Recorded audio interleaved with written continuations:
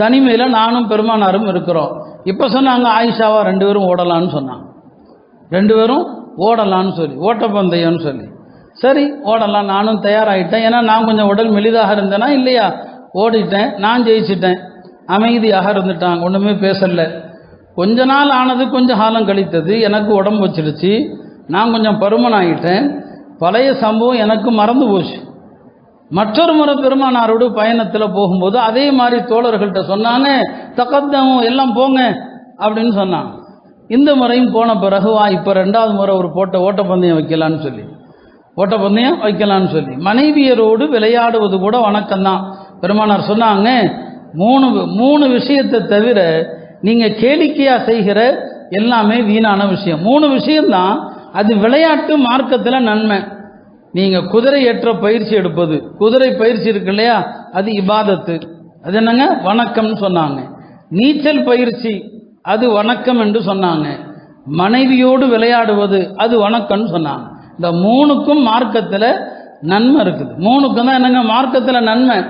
அப்போ சொன்னாங்க 2வது முறை வா ஓடலான்னு சொன்னாங்க. இப்போ நான் தயங்கினேன், ஏன்னா உடல் வச்சிருச்சு, இப்போ ஓட முடியாது. இல்லை நான் வரல, இல்லை வந்தே ஆகணும், ஓடியே ஆகணும். 2வது முறை நான் தோத்துட்டேன். பின்னால் அவங்க முன்னால் போயிட்டாங்க. சிரிச்சுக்கிட்டே சொன்னாங்க, ஹாதிஹி பித்தில்க, அன்னைக்கு நீ ஜெயிச்சதுக்கு இப்போ நான் ஜெயிச்சது சரியாக போச்சுன்னு சொன்னாங்க. இதான் ரசூல் ஸல்லல்லாஹு அலைஹி வஸல்லம் அவருடைய வாழ்க்கை. எவ்வளவு அழகான ஒரு வாழ்க்கை முறையை கற்றுத்தந்தாங்க.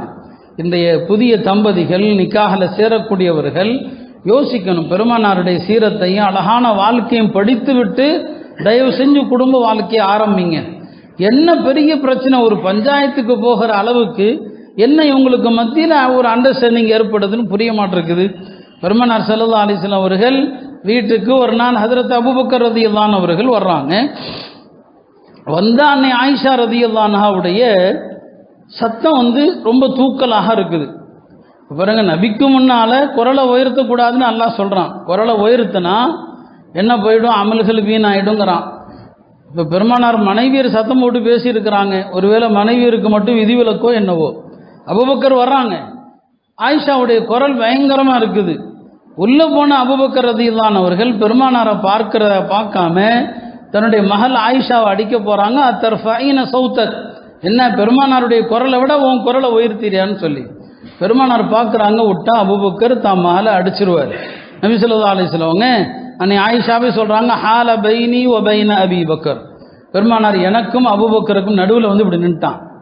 அப்படியே ஹதீஸில் வருது. நடுவில் என்ன செஞ்சுட்டாங்க, அப்படி நின்றுக்கிட்டாங்க. அபூபக்கரால் அடிக்க முடியல. அபூபக்கர் தான் கோபத்தில் போயிட்டாங்க. போன பிறகு நபி ஸல்லல்லாஹு அலைஹி வஸல்லம் என்னை திருப்திப்படுத்தும் விதமாக கேட்டாங்க, பாத்தியா நீ அரைத்தினி கைஃப ஹுல்து பைனி வ பைனஹு, உனக்கும் அபூபக்கருக்கு மத்தியில் நடுவில் நின்று அவனை அடிக்காமல் தடுத்துட்டோம் பாத்தியான்னு கேட்டான். அவர் உன்னை அடிக்க வந்தார், நடுவில் நின்று உன்னை அடிக்காமல் நான் தடுத்துட்டேன் பாத்தியான்னு சொன்னாங்க. கொஞ்சம் காலம் போயிட்டு அபூபக்கர் தான் அவர்கள் வந்தாங்க. மறுபடி பெருமானாரை பார்த்தா உள்ள பெருமானாரும் ஆயிஷாவும் சிரித்து பேசிகிட்டு இருக்கிறாங்க. உள்ளே அபூபக்கர் சொன்னார், அஷ்ரிகானி ஃபி சில்மிக்குமா கமா அஷ்ரக்துமானி ஃபி ஹர்பிக்குமா, முதல் தடவை வந்தப்போ 2 பேரும் சண்டை போட்டீங்க, அந்த சண்டையிலையும் நான் உள்ளே நுழைஞ்சேன், உங்கள் சண்டையில் சேர்த்த மாதிரி சமாதானத்தில் என்னை சேர்த்துக்குங்க. முன்னால் சண்டை போட்டீங்க, சண்டையில் சேர்த்த மாதிரி உங்கள் சமாதானத்திலையும் சேர்த்துக்குங்கன்னு சொன்னாங்க. பெருமானார் சொன்னாங்க, ஃபால்னா சேர்த்துக்கிட்டோம் வாங்கன்னு சொன்னாங்க. அருமையானவர்களே, இப்படி எத்தனை ஆயிரம் சம்பவங்கள் பெருமானாரை பற்றி அல்லாஹ் சும்மா சொல்கிறான். இன்னக்கல அலா ஹுலுகின் அதீம், உங்களை மகத்தான நற்குணத்தின் மீது நாம் படைத்திருக்கிறோம் என்று அல்லாஹ் சொல்கிறானே, அது வெறும் வார்த்தை அல்ல.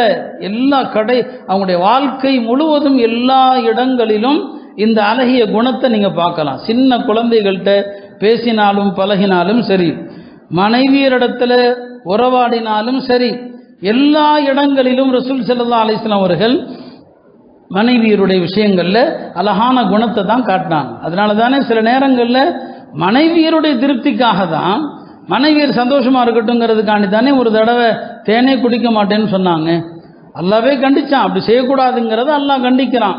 இப்போ பெருமானார் ஸல்லல்லாஹு அலைஹி வஸல்லம் அவர்கள் அல்லாஹ் அனுமதி கொடுத்தா மனைவியருக்காக வேண்டி அல்லாஹ் அனுமதித்த ஒரு பொருளை கூட ஹராமாக்குற எல்லைக்கு நபி அவங்க போகிறாங்கன்னு சொன்னால், இப்போ மனைவியரை சண்டை பிடிக்கும் போது எந்த அளவுக்கும் திருப்திப்படுத்தலான்னு தெரியுதா இல்லையா? மனைவியரோடு ஒரு பிரச்சனை ஆயிடுச்சு, ஒரு பெரிய பிரச்சனை. அதில் அவங்கள திருப்திப்படுத்துறதுக்கு என்ன செஞ்சுட்டாங்க, இனிமேல் நான் தேன் குடிக்க மாட்டேன்னு சொல்லிட்டாங்க. அல்லாஹ் அதை கண்டிக்கிறான். அது ஒரு பக்கம் இருக்கட்டும். நான் என்ன கேட்குறேன், மனைவியரை திருப்திப்படுத்துவதற்கு இல்லையா எந்த எல்லை வரைக்கும் போகலான்னு தெரியுது இல்லை. அப்படியானா எதுக்கு வீட்டுக்குள் இருக்க வேண்டிய பிரச்சனையை கொண்டு போய் எதுக்காக வெளியில் அவ்வளவு பிரச்சனைகளை உண்டாக்கணும்? ஒரு சஹாபி வர்றாரு, சொல்றாரு, யார ரசூலல்லாஹ், என் மனைவி கொஞ்சம் வாய் நீளமாக இருக்கிறான்னு சொல்லி நபி ஸல்லல்லாஹு அலைஹி சொன்னாங்க, கொஞ்சம் அறிவுரை செய், உபதேசம் பண்ணு. ஆனால் எந்த காரணத்தை கொண்டும் அவளுக்கும் உனக்கும் உள்ள பிரச்சனையை வீட்டுக்கு வெளியில கொண்டு போகாதுன்னு சொன்னாங்க. லா தஹஜுர் இல்லா ஃபில் பைத், அவளோடு உள்ள பிரச்சனை வீட்டில் தான் இருக்கணும், வீட்டுக்கு வெளியில கொண்டு போகாது. இந்த கணவன் மனைவி பிரச்சனை வீட்டோட இருக்கிற வரைக்கும் தலாக்கு விவாகரத்தெல்லாம் வராது. வெளியில போயிடுச்சுன்னு வைங்க, மூணாவது நபர்களில் பலவிதமாக இருப்பாங்க. ரெண்டு பேரும் சேர ஆசைப்படக்கூடியவர்களும் இருப்பாங்க, ரெண்டு பேரும் பிரிஞ்சா நல்லதுன்னு நினைக்கிற ஆளுகளும் இருப்பாங்க. பெருமானார் ஸல்லல்லாஹு அலைஹி வஸல்லம் அவர்கள் அழகா சொன்னாங்க, லா தஹஜுர் இல்லா ஃபில் பைத், அவளோடு பேசாமல் இருக்கிறதா இருக்கட்டும், எல்லாம் வீட்டில் வச்சுக்க, வெளியில போனா உனக்கும் அவளுக்கும் சண்டைங்கிற விஷயத்தை யாரும் உணர்வதற்கு கூட இடம் கொடுக்காது. இதுதான் நபி ஸல்லல்லாஹு அலைஹி வஸல்லம் வாழ்க்கை.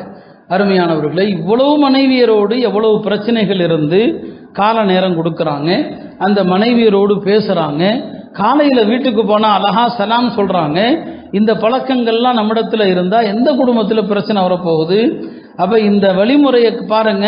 ஃபஜ்ர் தொழுதுட்டு வீட்டுக்கு போனால் மனைவியும் வீட்டில் முழிச்சிட்டு இருக்கணும். உள்ள போகிற கணவன் அஸ்ஸலாமு அலைக்கும் இல்லையா, மனைவிக்கு சலாம் சொல்றது, இதெல்லாம் பெருமானார் ஸல்லல்லாஹு அலைஹி வஸல்லம் அவர்கள் நமக்கு எவ்வளவு அழகான ஒரு வழிமுறையை கற்றுக் கொடுத்தாங்க. எனவே அருமையானவர்களை, இந்த மனைவியருடனான இந்த உறவை பேணுதலுடைய விஷயத்தில் நமக்கு யாருடைய முன்மாதிரியும் தேவையில்லை, வேற யாருடைய சம்பவமும் தேவையில்லை. பெருமானார் ஸல்லல்லாஹு அலைஹி வஸல்லம் வாழ்க்கையில நடந்த இந்த அழகான விஷயங்களை எடுத்தாலே குடும்பங்களில் பிரச்சனைகள் சர்ச்சைகள் வராது. அப்போ குழந்தைகளோடு பழகிறதுலேருந்து இந்த நல்ல விஷயங்களை எடுத்தா எல்லா வீட்லையும் நிம்மதியான சுபிட்சமான அழகான ஒரு வாழ்க்கையை நாம பார்க்க முடியும். அல்லாஹ் அதற்கு நசீவாக்க